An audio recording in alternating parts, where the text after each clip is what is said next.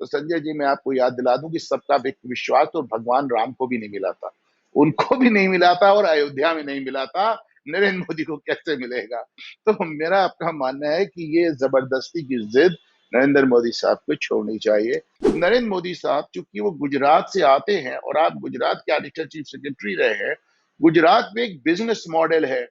जो लोग ये सोचते हैं कि बिजनेस मॉडल से लोगों को संपन्नता देके, लोगों को अमीर बना के, लोगों को मेन स्ट्रीम में लाके आप उनके अंदर का कट्टरपन समाप्त कर देंगे, आप ख्वाब देख रहे हैं, भूल जाए। आपकी जो मजबूत सरकार है वो सिर्फ 2 लोगों तक सीमित रह गई।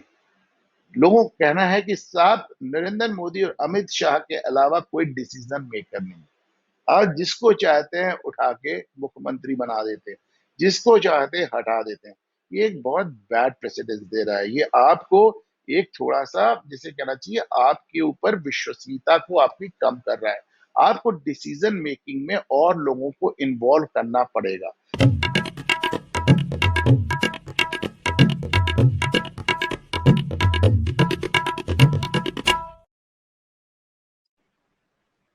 आप सभी का स्वागत है आज के इस कार्यक्रम में, और आप सभी से अनुरोध है कृपया चैनल को सब्सक्राइब कर लें, वीडियो को लाइक कर लें और वीडियो को शेयर भी अवश्य करें। आज हमारे साथ हैं अनुपम मिश्रा जी, आपके जाने पहचाने विशेषज्ञ और पत्रकार, पुराने पत्रकार, और घूमता आईना नामक यूट्यूब चैनल भी आपकी है जिसमें आप सामयिक विषयों पर चर्चा करते रहते हैं। आपका स्वागत है अनुपम जी। तो अनुपम जी, अब विश्लेषण चल रहा है, लोग मोदी 3.0 के लिए अपनी विश लिस्ट भी बना रहे हैं, भांति भांति के जो कार्यक्रम हैं उनके बारे में चर्चा कर रहे हैं, आगे क्या होगा, अगले 5 वर्ष में क्या होगा। और ये भी देख रहे हैं कि साहब की एक वर्ग, विशेषकर जो मुस्लिम वर्ग है जिसके लिए इतना कुछ किया, उसने किसी भी प्रकार का प्रतिफल इनको नहीं दिया।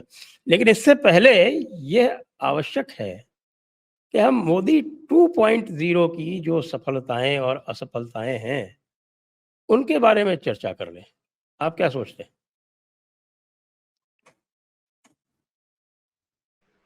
जी सर, एकदम सही बात है। देखें, 10 साल किसी भी प्रधानमंत्री को, भारत में नहीं, दुनिया के किसी भी प्रधानमंत्री, दुनिया के किसी भी राष्ट्राध्यक्ष, दुनिया भी किसी भी पार्टी को 10 साल बहुत होता है।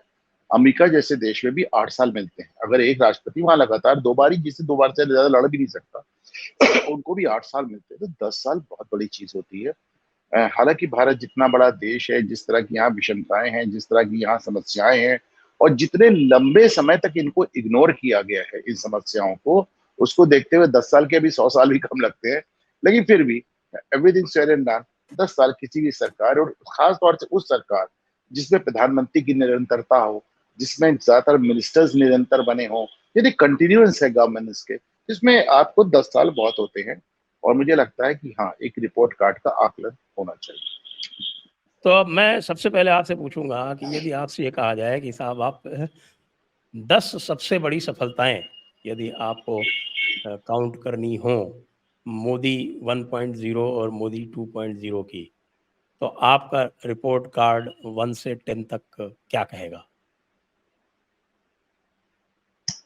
देखिए, मैं सफलताओं के साथ ही उम्मीदें भी बताता चल रहा हूँ। मतलब अभी आपका फोन आया तो मुझे उसको एकदम स्ट्रीमलाइन करने में थोड़ा दिक्कत हुई, इतना जल्दी में समय नहीं मिला। लेकिन मैं आपको बताऊं, जहां मैं मोदी सरकार को एक सक्सेस देखता हूँ वो इंफ्रास्ट्रक्चर। अभी एक विदेशी एक बड़े पत्रकार इस तरह करके कमेंट कर रहे थे कि भारत में जिस हिसाब से निर्माण हो रहा है, ऐसे लगता है 70 साल कुछ बना ही नहीं, पहली बात हो रहा है। तो बड़ी मात्रा में निर्माण हो रहा है, और खास तौर पे हाईवे, ओवर ब्रिजेस और तमाम तरह की चीजें बहुत ज्यादा बन रही हैं। और जैसा कि हमने देखा है कि 7-7, 8-8, 10-10 घंटे की जर्नी 2-2 घंटे पे उतर आई हैं। आपने देखा हो कि बॉर्डर रोड से, बॉर्डर पे बड़ा निर्माण हुआ है। आपको याद होगा कि ए के एंटनी ने कहा था जब वो रक्षा मंत्री थे कि साहब हम चाइना बॉर्डर पे कुछ करते ही नहीं, that keeps the Chinese happy.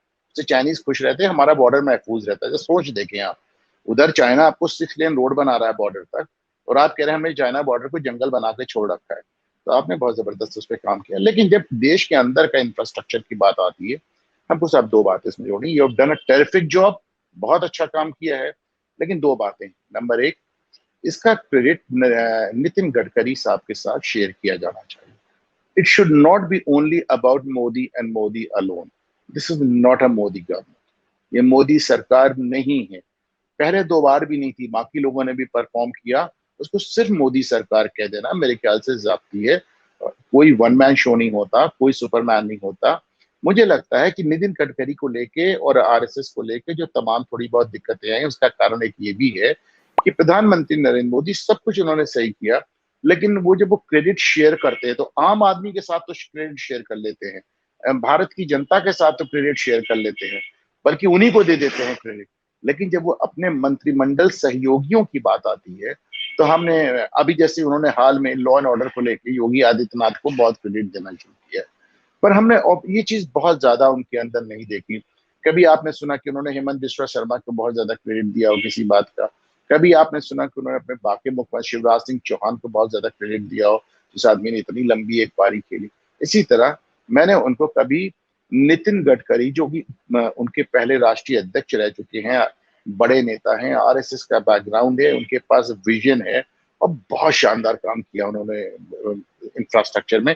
मुझे लगता है कि नितिन गडकरी साहब को ज्यादा क्रेडिट मिलना चाहिए, और क्रेडिट हमारे आपके देने से नहीं होगा, प्रधानमंत्री को देना पड़ेगा, नंबर वन। जी, फिर उसमें जैसे धन्यवाद। इंफ्रास्ट्रक्चर में नितिन गडकरी ने वाटरवेज में काम किया था, मोदी 1.0 में उन्होंने वाटरवेज में काम किया, लेकिन मोदी 2.0 में आपने वाटरवेज उनसे ले लिया, जबकि वो वाटरवेज में इतना अच्छा काम कर रहे थे कि वो आपकी बंगाल की खाड़ी को, पूरा अरब सागर तक, पूरा बंबई से बंगाल तक एक एक उसको नदी और समुद्र के रास्ते वो चलने का रास्ता बड़ा शानदार बना रहे थे, ड्रेजिंग कर रहे, बहुत कुछ काम किया, मैंने तो खुद देखा जाके।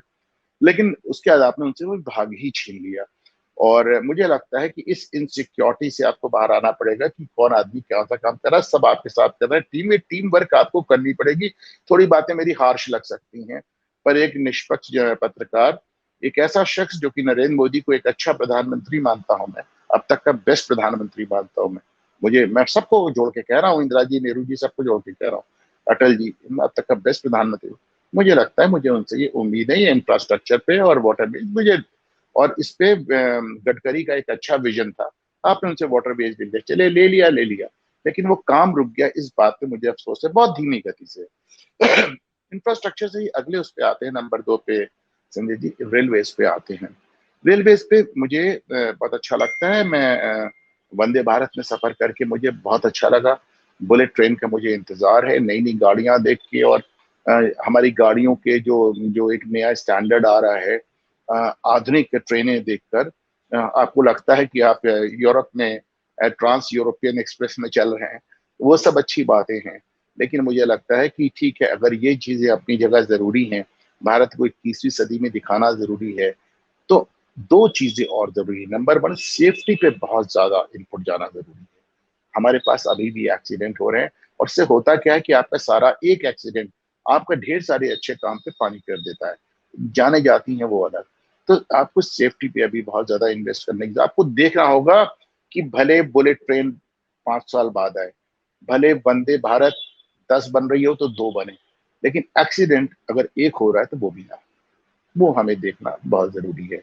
और खास जी हाँ, तौर से वो आप जो कवच, सिग्नलिंग सिस्टम है, कवच सिस्टम, कवच कवच कवच सिस्टम हाँ, इज कवच हाँ, basically an advance signalling system. ये हाँ, कोई वही मैं कि जो आप ऐसे कवच उसमें लेके बेचा आए जाता है हैं, ना, सबसे पहले, हाँ, तो कवच को आप पहले, कवच का सबसे रोल आउट पहले होना पूरी चाहिए तरह, कम से कम। हाँ, पूरा इतना जितनी रोल भी, आउट हुआ। अब देखिए, कवच होता तो ये दार्जिलिंग वाला नहीं होता, जी कवच हाँ, होता तो दार्जिलिंग वाला नहीं होता, सीधे जाके एक ट्रेन दूसरी ट्रेन में एकदम रैम इनटू दैट, ये ठीक नहीं होता। दूसरी बात रेलवे से मुझे लगता है कि सब देखें, बढ़िया बढ़िया गाड़ियां चलाना अच्छी बात है, चेयर कार चलाना अच्छी बात है, बुलेट चलाना अच्छी बात है, लेकिन जब आप आम आदमी के ट्रेन देखते हैं और जनरल क्लास में लोगों को जानवरों की तरह ठुसे हुए देखते हैं, मैं जानता हूं कि साहब ये पॉपुलेशन एक्सप्लोजन हमारे लिए इतना ज्यादा है कि अभी आप 1000 नई गाड़ियां भी चला दें तो भी शायद स्थिति, मतलब कुछ ना कुछ गड़बड़ होगी। लेकिन मुझे लगता है कि आम आदमी के लिए गाड़ी चलने पे भी एक फोकस होना चाहिए, क्योंकि अब लगातार इस तरह की शिकायतें आ रही हैं कि सब जनरल क्लास में बहुत ज्यादा मारा मारी है, जगह नहीं मिल रही वगैरह वगैरह। तो अगर आपने 10 वंदे भारत निकाली है तो 50 आम आदमी के लिए भी निकालना पड़ेगा, मेरा थोड़ा मानना है संजय थोड़ा जी। सा मैं इस पर ये जनरल क्लास वाली पे बात करूंगा। इसमें हुआ क्या है साहब कि 2003 के बाद से इन्होंने जनरल क्लास का फेयर नहीं बढ़ाया। तो इसका रिजल्ट ये हो रहा है कि जो पैसेंजर अर्निंग्स हैं इस प्रकार की गाड़ियों से वो बहुत कम हो गई हैं। ये अ, ये तथ्य है। पर और साहब उसको ये एक मिनट, पैसेंजर ट्रेन तो संजय जी हमेशा से लॉस में थी। हमारा तो गुड्स एक ट्रेन से ही, एक एक बात पैसेंजर एक ट्रेन तो मैं आज तक फायदे नहीं चली। मुझे पूरा कर लेने दें, पूरा कर लेने दें। मैं ये नहीं कह रहा हूँ कि वो फ़ायदे में चल रही थी, मैं ये कह रहा हूँ कि वो लगातार बढ़ता चला जा रहा है। अच्छा, ऐसी बात है कि आप बस से यदि जाते हैं, तो इन्होंने बीच में एक बनाया था रेल टैरिफ अथॉरिटी का। ये जो बात है कि किराया बिल्कुल ही नहीं बढ़ना चाहिए, ये गलत है। और इसका जो है इम्पैक्ट पड़ता है रेलवे की ऑफिशियल डंपर ऑफिशियल डंपर, क्योंकि उनके ऊपर जो रेवेन्यू के टारगेट्स हैं वो तो उतने ही हैं। लेकिन आप ये जो गाड़ियां हैं इनका नहीं बढ़ाते, तो इसलिए जब उनको मौका लगता है तब वो एसी ट्रेन चलाते हैं, क्योंकि उससे उनको पैसा ठीक मिलता है। या फिर वो आपका ये जो गाड़ियां हैं इनको कहीं एक्सप्रेस में कन्वर्ट कर देते हैं। अब पैसेंजर्स को भी जो है आपने कोविड में देखा, सबको एक्सप्रेस में कन्वर्ट कर दिया, उनके पैसे बढ़ा दिए। तो मेरा ये कहना है कि भाई जो बस का किराया लगता है आप फिक्स कर दें भैया कि बस का हम 30% तो ज़रूर वसूलेंगे। अब मैं लखनऊ से लखीमपुर का किराया जो है वो 25 रुपए लगता है, बस से लगता है 150 रुपए। तो ये बेवकूफ़ी जो है ना, इसके कारण लोगों का, यानी जो रेलवे की जो ऑफिसरडम है, वो बिल्कुल इसको अवॉइड करती है कि भाई किसी भी तरह से इसको बचाओ। वंदे भारत चलाओ, गरीब रथ चलाओ, फुल एसी चलाओ, लेकिन ये मत चलाओ। तो जी, ये तो जो है मैं मेरा नहीं, तो ये गलत है ना। देखिए, आपको पैसा आपको ये बढ़ाना दो पड़ेगा। 2024 तक आपने पैसा ही नहीं बढ़ाया। अरे भाई बढ़ाइए, सब चीज़ों का दाम बढ़ रहा है तो इसका भी थोड़ा बहुत तो बढ़ाओ यार। अब जी आप हाँ, देखिए बिल्कुल बढ़ना चाहिए। 30% और ले लो जो बस का किराया होता है। जी। देखें देखें आरएसएस और बीजेपी को जो एक मतभेद बताए जा रहे थे, उस पर मैंने एक शो भी किया अपने घूमता है ना, पर उसमें एक इशू ये भी है कि हाँ, आरएसएस बीजेपी से लगातार कह रहा था कि साहब समाजवाद ने हमको 40 साल में कंगाल कर दिया था, आपको कुछ अपनी समाजवादी नीतियां अगर छोड़नी नहीं पड़ेंगी तो उन्हें डाइल्यूट जरूर करनी पड़ेंगी। जैसे उन्होंने कहा कि आप फ्रीबीज में आप विपक्ष का मुकाबला कभी नहीं कर सकते। वो विपक्ष में है, नहीं कर उन्हें सकते। जब देना ही नहीं है तो वो कुछ भी वादा कर देंगे, खटाखट खटाखट खटाखट 1 लाख, क्योंकि उन्हें देना नहीं है, क्योंकि वो विपक्ष में है। लेकिन अगर आप उनकी टक्कर में आएंगे तो फिर आपको देना पड़ेगा, आपको दिक्कत आएगी। तो इसलिए जो आपने you very rightly pointed out कि जो ये पैसेंजर फेयर, देखिए ये भी एक बहुत बड़ा मिसकंसेप्ट है कि पैसेंजर फेयर पढ़ने से बहुत दिक्कत आती है। मुझे नहीं मान, आप ये देखें कि एमएसटी वाले कितने होते हैं, जो रोज ट्रेन पे चलते हैं वो कितने होते हैं। मैं कहता हूं 1% भी नहीं है यहाँ की पब्लिक। ज्यादातर लोग जो ट्रेन पे चल रहे हैं वो रोज नहीं चल रहे हैं। जो बहुत ज्यादा ट्रेन पे चलता होगा वो भी साल में 6 बार ट्रेन पे चढ़ता होगा, इससे ज्यादा नहीं चढ़ता होगा। तो आपको किराया बढ़ाना चाहिए, डेफिनेटली बढ़ाना चाहिए। और एक चीज और, इन्होंने सब वो डेडिकेटेड कॉरिडोर बनाए हैं गुड्स के लिए। तो ये जो मालगाड़ी और जो माल ढोने के जो इन्होंने अपने कॉरिडोर्स बना रहे हैं, ये एक बहुत अच्छा इनिशिएटिव है। ये एक चीज है जो पूरे रेलवे को टर्न अराउंड कर सकती है, क्योंकि आज भी रेलवे से अच्छा कोई और माध्यम नहीं है लंबे दूरी पे माल को ढोने के लिए। तो ये तो रेलवे हो गया।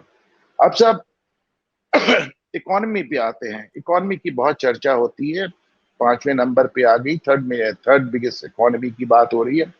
अ, देखिए, मैं तमाम चीजों, मुझे लगता है मेरा इकोनॉमी ही सबसे कमजोर सब्जेक्ट है, मुझे इकोनॉमी पे सबसे कम पकड़ है।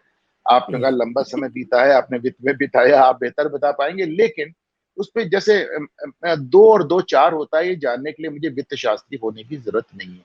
You have been doing very well, बहुत अच्छा। आपने भारत को एक इकोनॉमिक सुपर पावर के रूप में इस्टेब्लिश किया है।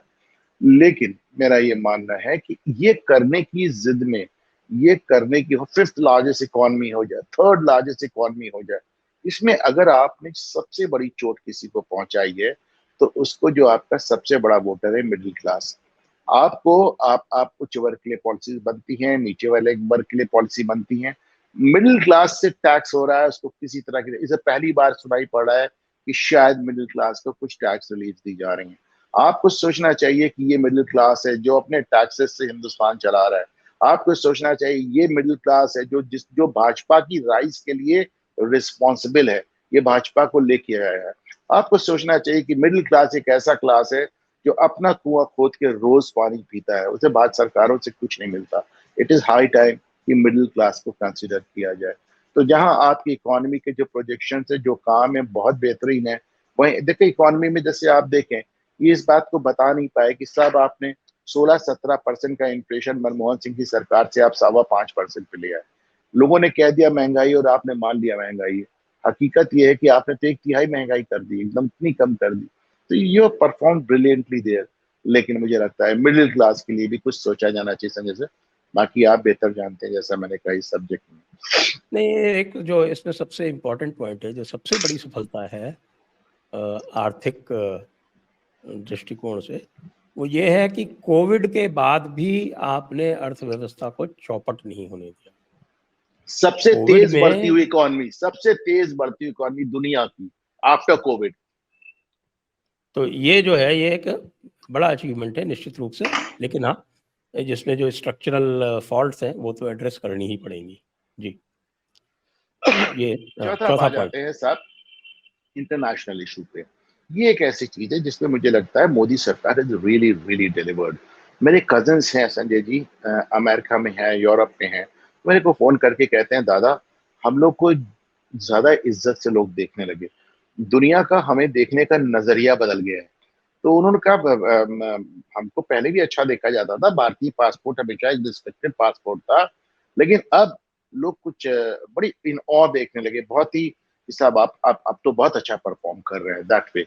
तो इस तरह करके एकदम से, क्या हम अभी भी डेवलपिंग नेशन है पर हमको ट्रीट करते हैं सुपर पावर की तरह, वो इंटरनेशनल रूप में आपको डेफिनेटली बहुत आपका प्रोजेक्शन भी हुआ है। आपने देखा है कोई कोई राष्ट्राध्यक्ष आपके पैर छू रहा है, तो कोई आपके ऑटोग्राफ ले रहा है, तो कोई आपको सुपरस्टार कह रहा है। ट्रम्प जैसा आदमी आपको ले जाकर चुनाव प्रचार करा रहा है, आपसे लोगों की हाथ बढ़ाने की और में सेल्फी लेने की होड़ लगी। दैट इज ऑल ये वेरी हाँ, वेल, बहुत अच्छा है, बहुत अच्छा है। सच में आपने इंटरनेशनल प्रोजेक्शन बहुत अच्छा किया, that is a positive thing. लेकिन उसमें मोदी इसी में 3.0 से एक और मुझे ऐड क्या कर दूं, उम्मीद। आपके साथ ये ऐड कर दूं। और जिस तरह से भारत ने अब खुल के बात करनी शुरू की है पश्चिमी देशों से, चीन से, ये पहले नहीं होता था। पहले बड़ी डर डर के बात की जाती थी, लेकिन अब भारत एक अलग ही कॉन्फिडेंस से बात कर रहा है। जी हाँ, देख लीजिए अभी भी हमने देखा है कि ये यूक्रेन वॉर के ऊपर सिग्नेटरीज में हमने सिग्नेचर नहीं किया स्विट्जरलैंड में, हमारा अपना एक स्टैंड है, हमने इसको लेकर चला। लेकिन उसमें जो मैं चीज जोड़ना चाहता हूँ, definitely we are speaking from a position of strength, हम ताकत के साथ बात कर रहे हैं। लेकिन हमको लगता है संजय जी कि अब ये तो सारी मैंने पॉजिटिव पॉइंट पॉइंट गिनाए, लेकिन मोदी 3.0 से मुझे क्या उम्मीद है, मोदी 3.0 से मुझे उम्मीद है कि हमारी सरकार कहीं कहीं सीधे सीधे अंतर्राष्ट्रीय दबाव में बहुत जबरदस्त तरीके से आती है, और खास तौर से मिडिल ईस्ट की कंट्रीज से, कतर जैसी कंट्रीज से। हम उसका रिपीट नहीं देखना चाहते, हम उसका नूपुर रिपीट शर्मा। नहीं देखना। हम नूपुर शर्मा, नूपुर शर्मा, नूपुर शर्मा वो एक एक घाव है। वो एक, वो बात राइट विंग और लेफ्ट विंग की नहीं है। वो एक ऐसी चीज है कि आप किसी भी विंग को बिलोंग करते हो, लेकिन एक अगर विदेशी मुल्क आपके ऊपर इस कदर प्रिवेल कर सकता हो, और कतर कहाँ के कतर, देखिए एक्चुअली होता है ना कि समर्थ को नहीं दोष बताएं। अब पैसे हैं उनके पास, तो वहां पे यूएस का सबसे बड़ा एयरवेज भी है, और वो आईएसआईएस को भी फंड करते हैं, और वो हमास को भी फंड करते हैं, वो हिजबुल्लाह को भी फंड करते हैं, वो हुती रिबेल्स को भी फंड करते हैं, और उन्होंने अमेरिकन आर्मी को भी पाल रखा है। तो सब वही है, समर्थ को नहीं दोष बताएं। आप ये बताएं कि मतलब आप इनका पूरा रिकॉर्ड देख लें, पूरा रिकॉर्ड देख लें। अगर आप फिदा हुसैन को शरण दे सकते हैं, तो आपके पास कोई हक नहीं है आप नूपुर शर्मा पे बोले। आपने हमारे मुल्क से फिदा हुसैन को शरण दी लिटरली, आप कैसे बोल रहे हैं नूपुर शर्मा पे? फिर आपका जब मन आता है गिरफ्तार कर लेते हैं हमारे लोगों को, हमें छुड़ाने में उसमें दिक्कत होती है। इट इज हाई टाइम कि जैसे आप चीन से पेश आ रहे हैं, जैसे आप तुर्की से पेश आ रहे हैं, जैसे आप अमेरिका और यूरोप से पेश आ रहे हैं, वैसे हमें, मुझे मालूम है कि हमारी आज भी जो हमारी पावर सप्लाई है, जो गैस सप्लाई है वहां से 40% है। हमें मालूम है कि हमारे यहाँ से लाखों लोग वहां काम कर रहे हैं। हमें मालूम है कि विदेशी मुद्रा वहां से आ रही है। हमें मालूम है कि हम उनके ऊपर अपनी एनर्जी सप्लाई के लिए डिपेंड है। लेकिन इंटरनेशनल रिलेशंस कहीं वन वे नहीं होते। अगर हम उनके ऊपर निर्भर हैं तो वो भी तमाम चीजों पे हम पे निर्भर है। ऐसा इतना आसान नहीं है। मुझे लगता है कि खास तौर से मिडिल ईस्ट कंट्रीज के हवाले से, और मुझे एक चीज और भी लगती है संजय जी, मुझे ईमानदारी से लगती है और जिसको कोई अदरवाइज ना ले, मुझे लगता है कि जो नरेंद्र मोदी अमरीकी प्रेशर ले सकता है इसराइल के इशू पे, जो कि यूरोपियन प्रेशर ले सकता है यूक्रेन के इशू पे, जो कि चीनी प्रेशर ले सकता है, जो कि सारा प्रेशर ले सकता है, वो कतर का प्रेशर भी ले सकता है। अगर वो नहीं लेता तो उसका सिर्फ एक कारण है। अगर उसने कतर को कहीं ना कहीं अकोमोडेट किया तो सिर्फ उसका एक कारण है कि कहीं ना कहीं नरेंद्र मोदी साहब को इस बात की जिद है कि वो हिंदुस्तानी मुसलमान और दुनिया की इस्लामिक हुकूमतों में अपने आप को, गुजरात का किसाई जो उनके ऊपर एक लेबल लगाया गया उसको हटा के एक सेकुलर नेता के रूप में उभरना चाहते हैं। He wants to be another Gandhi from Gujarat which is not possible. उनको हकीकत को स्वीकार करना पड़ेगा, वो कुछ भी कर दें। इस देश का मुसलमान ने जिन्ना को इतना वोट नहीं दिया जितना इस बार ऑपोजिशन को। सिर्फ 1946 में जिन्ना को जितना वोट मिला था उससे ज्यादा वोट इस बार नरेंद्र मोदी को हटाने के लिए गिरा है। इसको सोच लीजिए। तो इसलिए ये सब ख्वाबी पुलाव ना पकाएं। आप इस सोच लें, आपको जो कहते हैं यही कहेंगे, आपके पीछे लगे हैं लगे रहेंगे। आप इनको रिझाने का, मनाने का, ये वो सबका साथ सबका विकास और सबका, चलिए आप सबका साथ लीजिए, आप सबका विकास कीजिए, लेकिन जब सबका विश्वास की बात आती है तो संजय जी मैं आपको याद दिला दूं कि सबका विश्वास तो भगवान राम को भी नहीं मिला था। उनको भी नहीं मिला था और अयोध्या में नहीं मिला था। नरेंद्र मोदी को कैसे मिलेगा? तो मेरा आपका मानना है कि ये जबरदस्ती की जिद नरेंद्र मोदी साहब को छोड़नी चाहिए। तो ये तो रहा साहब अंतर्राष्ट्रीय मुद्दों पे मेरा आकलन। अब हम आते जी, हैं साहब इंटरनल सिक्योरिटी पे। यहाँ पे मुझे इनसे बहुत ज्यादा सुकून है। आज से 10 साल पहले जब हम जाते थे तो ट्रेन में जाते थे तो बस में जाते थे। अब लोगों की पब्लिक मेमोरी बहुत शॉर्ट है, तो मैं इसलिए बता रहा हूँ कि आप भूल जाते हैं कि आप जाते थे तो हर जगह वो पोस्टर लगे रहते थे, अनजान वस्तुओं को ना छुएं उसमें बम हो सकता है, बैठने से पहले सीट के नीचे देख लें, वगैरह वगैरह। मुझे याद है मैं दिल्ली से इलाहाबाद आया था और इलाहाबाद स्टेशन पे मेरा ब्रीफकेस छूट गया तो मैं घर पहुंच गया, याद आया दौड़ के आया, मुझे कहा ब्रीफकेस चोरी हो जाएगा। पर देखा वो ब्रीफकेस के आसपास की 50 मीटर की जगह पुलिस ने खाली करा ली थी। जनता दूर सहमी देख रही थी, बॉम्ब स्क्वाड की प्रतीक्षा हो रही थी। तो मैंने जाके साहब अपना ब्रीफकेस उठा लिया। मेरा ब्रीफकेस बहुत सुरक्षित था, कोई उसको नहीं ले गया था। तो मैंने वो दिन भी देखे हैं। पूरे साल भर देश के किसी ना किसी कोने में बम फटता रहता था, वारदातें होती रहती थी। ये सब खत्म हो गया और ये बहुत बड़ा अचीवमेंट है। तो मोदी 1.0 2.0 का सबसे बड़ा अचीवमेंट इंटरनल सिक्योरिटी पे है, जो हम लोग एक खौफ के साए में जी रहे थे। आज जो आदमी पहली बार वोट, इस बार 2 करोड़ वोटर पहली बार वोट डालने गया है संजय जी, वो आज से 10 साल पहले केवल 8 साल का था। उसको नहीं मालूम। जो उनको मालूम है उनकी भी पब्लिक मेमोरी शेयर, जैसे मैंने कहा शॉर्ट होती है, भूल जाते, इसलिए मैं याद दिला रहा हूँ। 10 साल पुराना समय याद करो जब बैठने से पहले सीट के नीचे बम देखते थे। तो वहां मुझे बहुत सारा, अब ये है कि साहब इंटरनल सिक्योरिटी पे भी मुझे मोदी 3.0 से उम्मीद किया है। तो सब उम्मीद मुझे बड़ी साफ है। मुझे लगता है कि अब ये बॉम्ब ब्लास्ट वगैरह तो आपने सब ठीक किया, लेकिन अभी तक हम रोहिंग्या के मुद्दे पे, बांग्लादेशियों के मुद्दे पे, घुसपैठियों के मुद्दे पे बहुत ज्यादा कोई हमें रिजल्ट नहीं मिला है। आप 10 साल बात होते हैं, बड़ी बात करते थे, अब इनको खदेड़ देंगे, उनको निकाल देंगे, क्योंकि 2 आदमी तो आप निकाल नहीं पाए। आप CAA अभी तक देखिए इम्प्लीमेंट नहीं हुआ, अब जाके आपने उसे लागू, वैसे CAA का भी एक कभी और प्रोग्राम रखेंगे, मुझे लगता है वो हाइप ओवर हाइप है। बहरहाल, तो जब वो मेवात की जैसे आपने घटना हुई, मेवात में आपने देखा कि इस देश में बंगाल से लेके हरियाणा तक और उत्तर प्रदेश से लेके महाराष्ट्र तक कुछ ऐसे मुस्लिम इलाके हैं जो अपने आप में एकदम टेरर के गढ़ बन गए। इट इज टाइम कि इनको डिसमेंटल किया जाए। इसमें दो राय नहीं है कि आपने इंटरनल सिक्योरिटी पे बहुत अच्छा काम किया, पर मेवात अपने आप में, हल्द्वानी अपने आप में, ये 2-3 आपको एग्जाम्पल देख रहा हूं। आप देखिए, परसों बकरीद थी, उत्तर प्रदेश में योगी आदित्यनाथ के रहते हुए गाय काट के बकरीद के दिन और मंदिर के सामने उसका सर फेंक दिया। सोचिए। तो ये दिखाता है दुस्साहस है। तो इस दुस्साहस को इंटरनल सिक्योरिटी के मुद्दे पे, चाहे वो स्वदेश खाली हो, चाहे वो मेवात हो, चाहे वो हल्द्वानी हो, चाहे वो इस तरह के छोटे छोटे जितनी जगह है, इन टेरर मॉड्यूल्स को, इन छोटे छोटे गढ़ों को टैकल करने की और बड़ा डिसाइसिव एक्शन लेने की साहब इसमें जरूरत है, बहुत डिजाइन। और बांग्लादेशी और रोहिंग्या के मुद्दे पे भी इतने बड़े गढ़ बने हुए हैं, कुछ नहीं हुआ। उल्टे जब खबरें इस तरह की आती हैं कि साहब अब रोहिंग्या के लिए एक अलग कॉलोनी और एक अलग फ्लैट बना रहे हैं, आप क्या फ्लैट, आप आपसे बात करें तो भाजपा लोग के बाद कि आप समझ नहीं रहे, हम उनको एक कॉलोनी और एक फ्लैट में रख देंगे तो हम उन पर नजर रख पाएंगे। अरे क्या खाक नजर रख पाएंगे, सब कुछ तो आपने उनको दे दिया, वो छोड़ के क्यों जाएंगे। आप जाके तुर्की में देखिए, आप जाके ईरान में देखिए, आप जाके मिडिल ईस्ट में देखिए, वहां जितने घुसपैठिए आए हैं तो तार के बाड़े से घेर के रिलीफ कैंप्स में रखा है। आपका कोई हक नहीं बनता इस मुल्क पे, कोई हक नहीं बनता। आपको रिलीफ कैंप्स में रखा है, जब तुर्की ने रखा है मुसलमानों को, जब इजिप्ट ने रखा है, जॉर्डन ने रखा है, मिडिल ईस्ट की सारी कंट्रीज ने रखा है, तो आप उनको दिल्ली में फ्लैट बना रहे हैं। भाई केजरीवाल बना रहे हैं, समझ में आता, आप बना रहे हैं, मेरी समझ के बाहर है। This is something they must deliver, they should walk the talk. उस जमाने से कहते आए हैं, बांग्लादेश और रोहिंग्याओं को लेके बहुत कड़ा स्टैंड उन्होंने लिया है।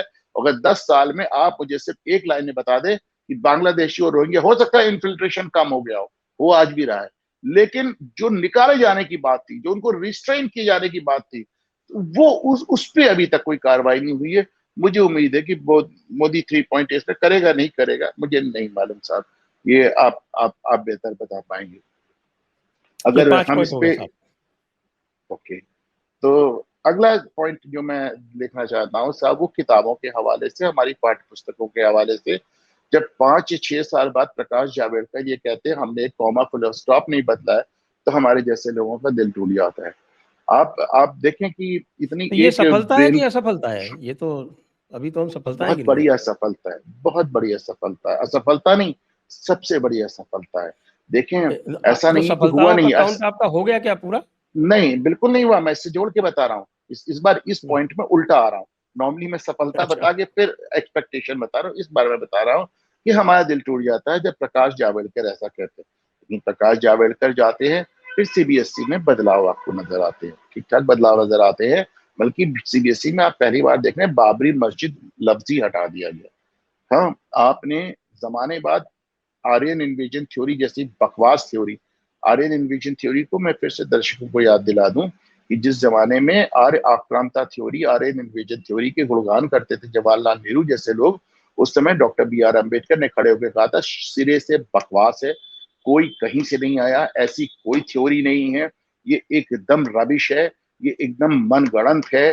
उन्होंने कहा कि ब्राह्मण उतने ही मूल निवासी हैं जितने शुद्ध।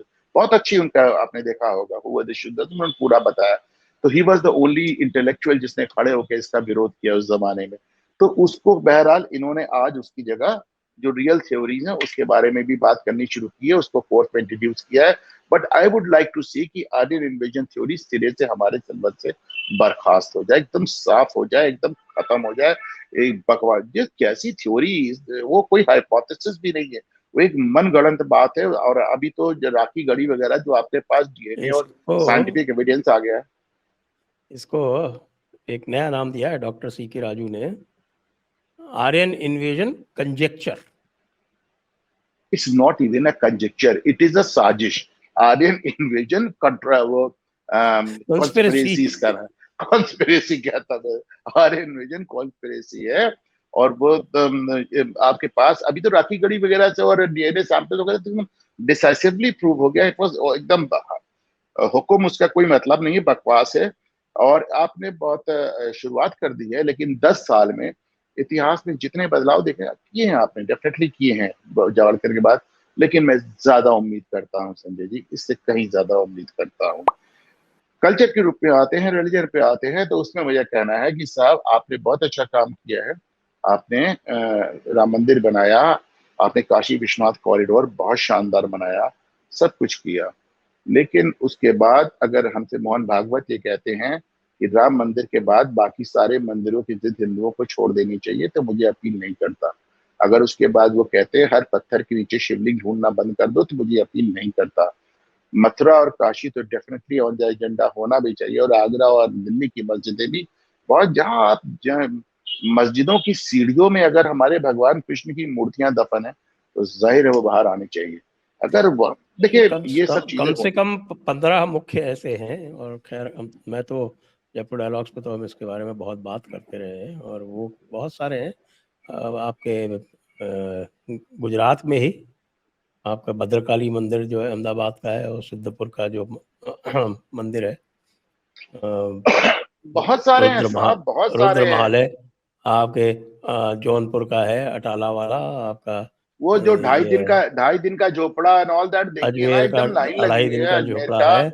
और वो मैं तो ये भी कह रहा हूँ कि साहब वो कुतुब मीनार कैंपस को नए सिरे से करिए। कुतुब मैं दावा मीनार है, मैं आपको याद दिला दूं सर भोजशाला है। आपको। नहीं भोजशाला नहीं है, कुतुब मीनार को आप देखें। पहला शख्स जिसने कहा कि कुतुब मीनार मुगलों ने नहीं बनाई, वो कौन था? वो ये थे आपके sir Syed sir Ahmad. Syed Ahmad Khan. Sir Syed Ahmad, हाँ। अच्छा मेरे पास किताब का नाम है, मैं भी आपको भेज दूंगा, आप उसको लिंक्स में डाल सर दीजिएगा। सैयद अहमद तो खान, हाँ, मैंने तो मैंने सर उस, सैयद अहमद ने मैंने क्या उसका किया, कार्यक्रम सुनिए किया है। तो। सर सैयद अहमद ने टोकरी में बैठ के रस्सियों से उतरे थे वहां पे ऊपर से, और पूरा उन्होंने स्टडी किया। उन्होंने बताया कि it's not an Islamic work, ऊपर से हमने छेड़छाड़ की है इससे। तो साहब अब ये सारे इश्यूज नए सिरे से take over, get the international experts, बुलाइए सबको एकदम। अब दूध का दूध पानी का पानी होना चाहिए। इस लेकिन इस इससे बड़ी इससे मेरी डिमांड ये है, इससे इससे बचने का लगातार प्रयास करती रही है मोदी सरकार। बचने का नहीं, भागने का। मैं आपको बताऊं, आज काशी विश्वनाथ जो केस हो रहा है, इसमें डीएम बनारस से एफिडेविट लगवाया गया कि वो नहीं खोला जाता है खाना। डीएम बनारस ने एफिडेविट दिया कि साहब नहीं खोला जाए, एज इट इज रखा जाए। बचने का नहीं, विरोध कर रही थी मोदी सरकार उनको। वो अभी तक वो अपना, मैंने आपको बोला ना कि देखिए नरेंद्र मोदी साहब ने भारत, मिडिल ईस्ट में कोई कंट्री नहीं मिची है जिसका हाईएस्ट नेशनल वो राष्ट्र सिटीजन अवार्ड ना ले रखा हो। तो वो एक उनकी एक जिद है कि साहब इस्लामी दुनिया में मैं अपनी एक्सेप्टेंस ले लूंगा, भारत के मुसलमानों में भी ले लूंगा, अब्रॉड भी ले लूंगा। अरे भूल जाए साहब, भूल जाए। बाहरी दुनिया में आप पालेंगे, भारत में नहीं पाएंगे, नहीं पाएंगे, नहीं पाएंगे।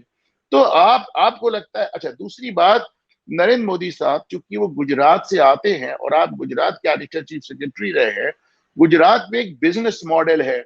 जो लोग ये सोचते हैं कि बिजनेस मॉडल से लोगों को संपन्नता देके, लोगों को अमीर बना के, लोगों को मेन स्ट्रीम में लाके आप उनके अंदर का कट्टरपन समाप्त कर देंगे, आप ख्वाब देख रहे हैं, भूल जाए। कोई संपन्नता, कोई मेन स्ट्रीमिंग काम नहीं आएगी। जो कट्टरता है वो अपनी जगह है, जो मसले हैं वो अपनी जगह है, आप उन्हें कुछ भी कर दें। सच्चर आयोग की रिपोर्ट बताती है कि हिंदुस्तान में शिक्षा के मामले में, सरकारी नौकरी के मामले में और संपन्नता के मामले में मुसलमान सबसे नंबर 1 कहिए तो गुजरात में है। उसके बाद तो वो आपको गुजरात का कसाई कहते हैं।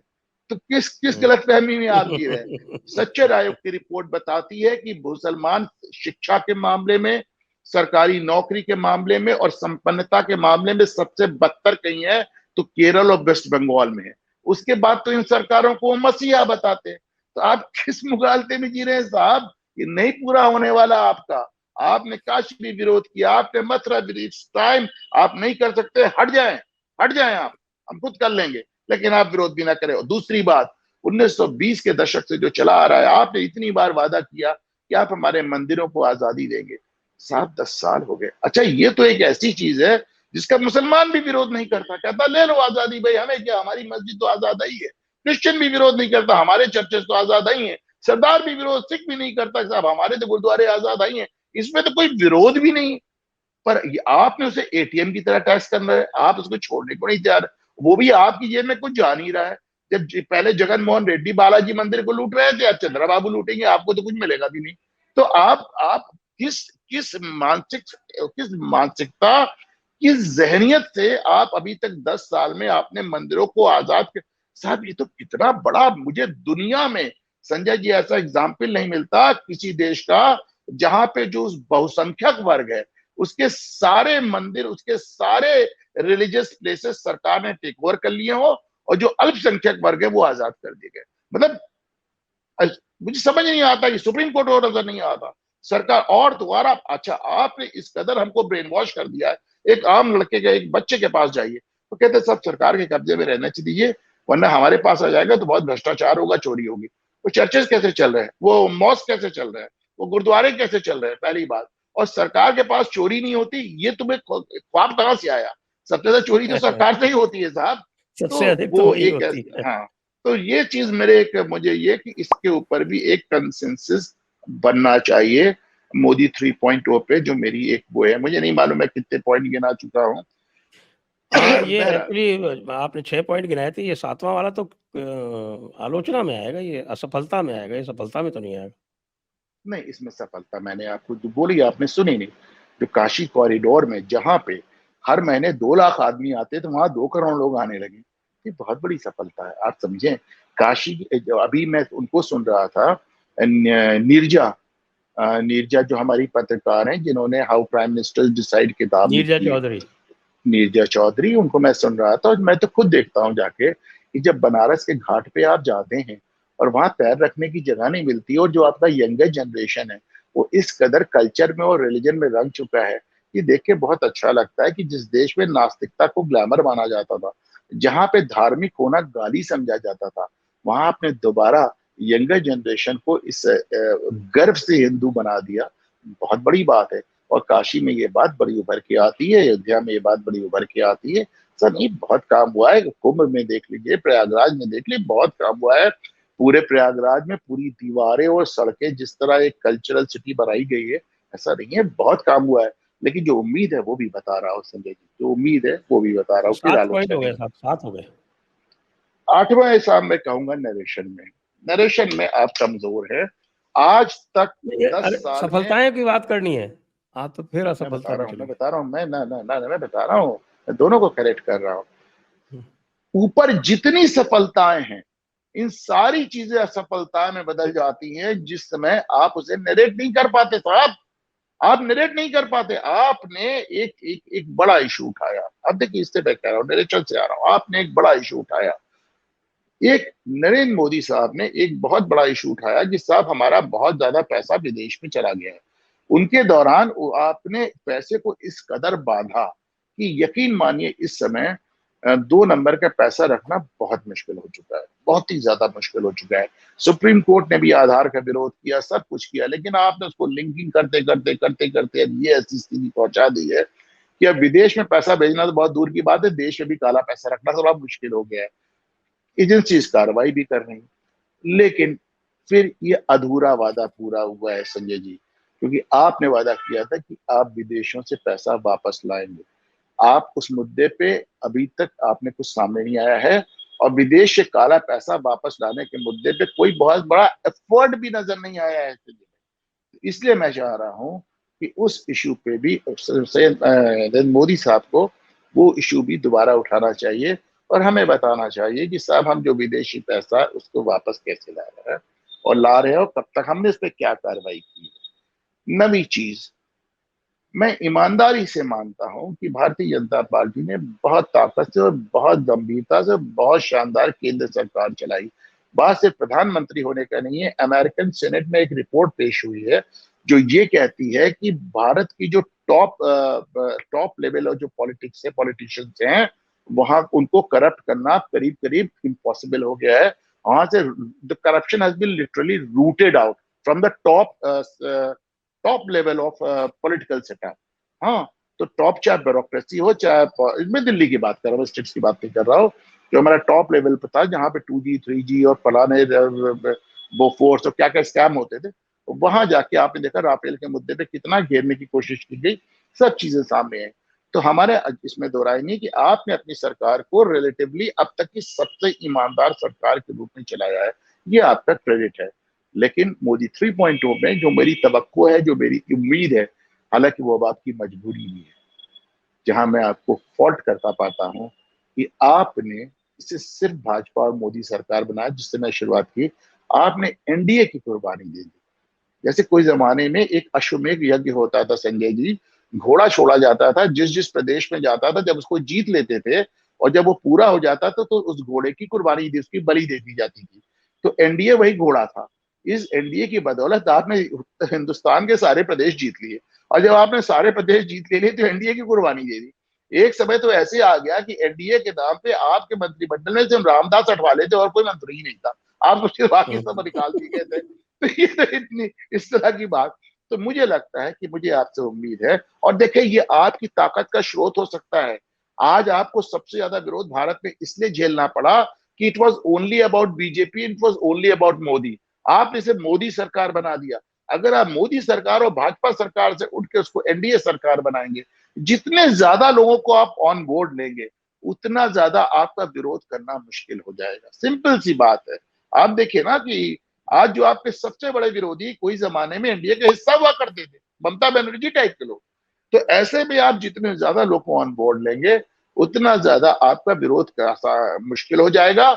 और देश में जो राहुल गांधी अक्सर जिस पेट्रोल छिड़के होने की बात करते हैं, जो आग लगाने की बात करते हैं, इसको गंभीरता से लिया जाना चाहिए। ज्यादा से ज्यादा लोगों को बोर्ड में लिया जाना चाहिए जिसमें इस तरह की मानसिकता कमजोर पड़े कि देश में पेट्रोल छिड़का है, आग लगा दिया जाए। आप जी, अग्री जी, जी। करते हैं सर मुझसे कि नहीं सर? मुझे आपको नहीं लगता कि बिल्कुल, ज्यादा नहीं लोग का आप स्टेक सही, लग रहा? वो बात आपकी बिल्कुल सही है। मैं 100% सहमत हूँ, क्योंकि इसमें भी आप देखें कि 2024 के चुनाव का भी आकलन करेंगे तो मोदी और 400 के कारण नुकसान हुआ है, फायदा नहीं हुआ। तीसरी चीज, अब मैं कहते नवा पॉइंट आ जाए सर। नवा नवा पॉइंट हो पॉइंट जाए। मेरा, हाँ नवा पॉइंट मेरा मानना है, जो मैंने गडकरी से बात शुरू की थी उसको मैं थोड़ा और एक्सपेंड कर रहा हूँ। इसमें दो राय नहीं है कि साहब आपने बहुत मजबूत सरकार चलाई, मजबूर सरकार नहीं चलाई, मजबूत सरकार। भारत में दो तरह की सरकारें चली हैं, मजबूत सरकार और मजबूर सरकार। आपने मजबूत सरकार चलाई, उसके चलते इंटरनल सिक्योरिटी से लेके फॉरेन रिलेशन से लेके इकोनॉमी से लेके सब चीज पे असर पड़ा। ये आपका बहुत बड़ा प्लस पॉइंट है। लेकिन नेगेटिव क्या है साहब, कि आपकी जो मजबूत सरकार है वो सिर्फ दो लोगों तक सीमित रह गई। लोगों का कहना है कि साहब नरेंद्र मोदी और अमित शाह के अलावा कोई डिसीजन मेकर नहीं। आज जिसको चाहते हैं उठा के मुख्यमंत्री बना देते हैं, जिसको चाहते हैं हटा देते हैं। ये एक बहुत बैड प्रेसिडेंस दे रहा है। ये आपको एक थोड़ा सा जिसे कहना चाहिए, आपके ऊपर विश्वसनीयता को आपकी कम कर रहा है।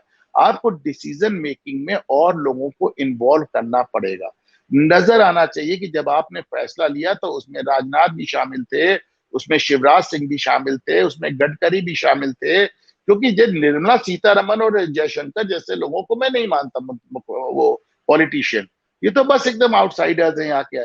लेकिन जो खांटी पॉलिटिशियंस हैं, उनकी उनको ऑन बोर्ड अपने फैसलों में लेना बहुत जरूरी है। आपका पॉजिटिव पॉइंट ये है कि आपने मजबूर नहीं मजबूत सरकार दी।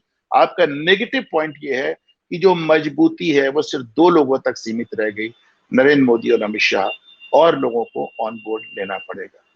M I clear Sanjay yes, जी, जी? एक बिल्कुल। आखिरी पॉइंट, जो 10वां और आखिरी पॉइंट मुझे लगता है कि साहब बाकी चीजें ठीक है। भाजपा 1984 में पैदा हुई, 1984-82 जब भी हुई। ये देश 100 साल से आरएसएस को जानता है। तो जहां देखकर अच्छा लगा कि आपने राम मंदिर के उद्घाटन में अपने साथ मोहन भागवत साहब को बैठाया, अच्छा लगा, डेफिनेटली अच्छा लगा। ये आपका प्लस पॉइंट है।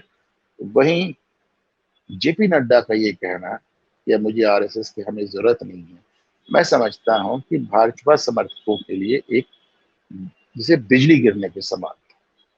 आज भी लोग आपको आरएसएस के एक्सटेंशन के रूप में देखते हैं। आपने पीछे आरएसएस से बना के चला, ये आपकी तारीफ है।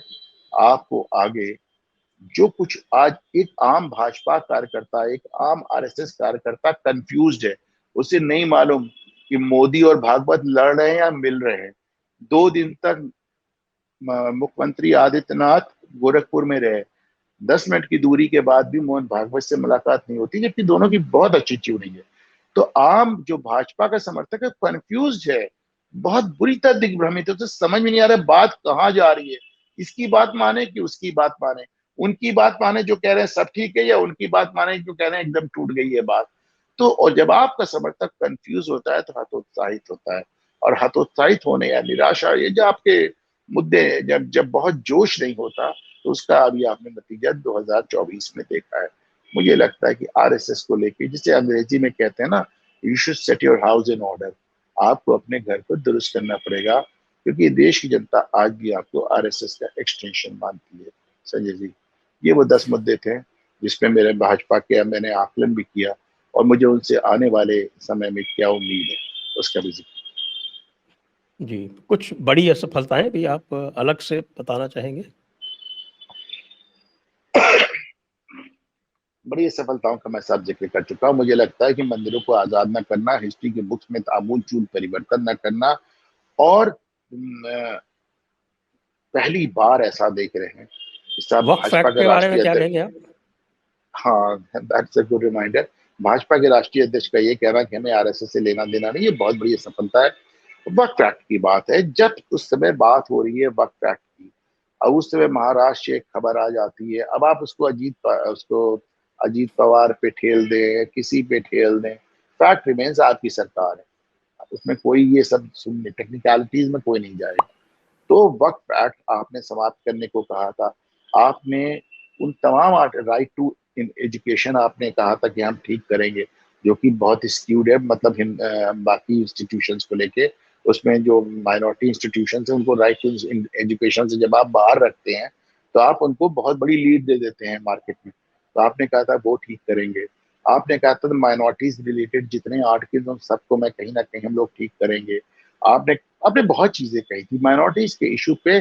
बात घूम फिर के वही आ जाती है, अगर मैं उसको बहुत सीरियस अंदाज में कहूँ तो नरेंद्र मोदी साहब की जिद है कि वो हिंदुस्तानी मुसलमान से नरेंद्र मोदी जिंदाबाद कहलवा लेंगे। अगर मैं उसको मजाकिया अंदाज में कहूँ, मैं कहूंगा मोदी साहब 5 बार गांधी का नाम गया था पर उनको नोबेल नहीं मिला, हर बार उनको क्रैश कर दिया, मतलब वापस कर दिया, आपको भी नोबेल प्राइज नहीं मिलने वाला है, जमीन पे आ जाए। नहीं, इसमें एक और बात है कि देखिए, फर्स्ट फेज के बाद से जब ये मुद्दा आया चुनाव में, आरक्षण वाला मुद्दा जब इनको लगा कि पहले फेज में नुकसान हो गया, तब ये पूरी तरह से माइनॉरिटी अपीजमेंट की आलोचना पर गए थे। तो वो आगे बढ़ाएंगे या नहीं बढ़ाएंगे, ये क्लियर तो करें। साहब अभी जब मंत्रिमंडल उन्होंने बनाया है तो उससे तो लग रहा है कि उन्होंने they have taken it to heart, कुछ तो दिल में लगा है। तो वो तो बात हाँ, है। हाँ, एक भी मुस्लिम मंत्री हाँ, नहीं है, माइनॉरिटीज के तो 5 हाँ, हैं। हाँ, तो वो तो उन्होंने पहली बात तो जब से आए उन्होंने बताया कि माइनॉरिटी सिर्फ मुसलमान नहीं आता है ना, जैन, बौद्ध, पारसी, सिख, ईसाई सब माइनॉरिटी है, और वैसे ही मंत्री बनते रहे हैं माइनॉरिटी। इसके पहले तो कभी मुसलमान छोड़ के कोई माइनॉरिटी मिनिस्टर हुआ ही नहीं ना। बहरहाल माइनॉरिटी कमीशन का चेयरमैन भी एक सिख है। सिख है तो वो भी है, और यहाँ पे उत्तर प्रदेश में भी है, उत्तर प्रदेश में बनाया था, मुस्लिम में बनाया, सिख में बनाया, तो ऐसा नहीं है सब जगह कर रहे हैं, वो सब ठीक है। लेकिन आप इसको फिर से बात वही याद दिला दूं कि सबका साथ और सबका विश्वास भगवान राम को नहीं प्राप्त हुआ। आप इसको स्वीकारें कि आप कुछ भी कर लें, आप वही अहमदाबाद दंगे के मोदी होंगे। आपने सुप्रीम कोर्ट पे साबित कर दिया कि आपके खिलाफ साजिश थी, आपने सुप्रीम कोर्ट से ये आदेश दे दिया कि इस महिला के खिलाफ एफआईआर होनी चाहिए। सुप्रीम कोर्ट ने कहा कि आप सरकार चाहे तो इनको प्रोसिक्यूट कर सकती है। क्या नाम है उनका, संजय जी,